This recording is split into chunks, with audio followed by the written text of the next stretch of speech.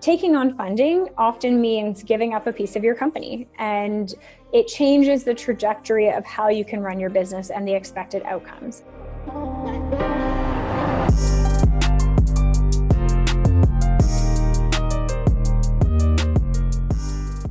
For your company, Willful, you went through a few different iterations. You started off just kind of being resourceful, as you said, trying to find the right solutions at a time that are low cost.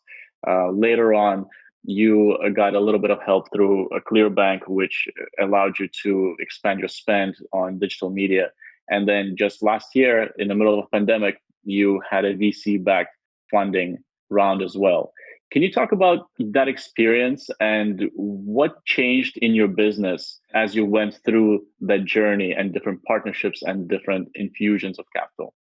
It's a great question. And I think the biggest thing, if anyone can take anything away from this, it's that taking on funding often means giving up a piece of your company, and it changes the trajectory of how you can run your business and the expected outcomes. And so I think you have to go in eyes wide open when you take on certain types of capital to know what success means to that investor.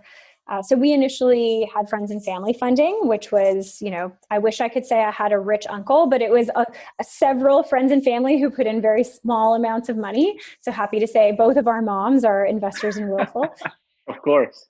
And that was just to get off the ground. And that was used so frugally. I mean, that had to last us until we were able to make enough money to pay to keep the lights on and pay for developer contractors and things like that.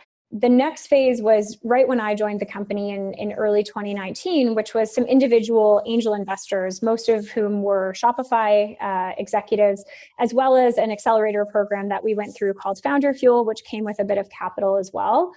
And I think that angel funding was really when we said, okay, let's actually invest in some full-time hires, right? We had kind of been using freelancers and contractors, and that gave us enough of a runway that we could actually invest in full-time team members. And I remember we were on our honeymoon. So we got married in late 2018. We were on our honeymoon in New Zealand and signing the contract with our first full-time employee, our CTO, Matt.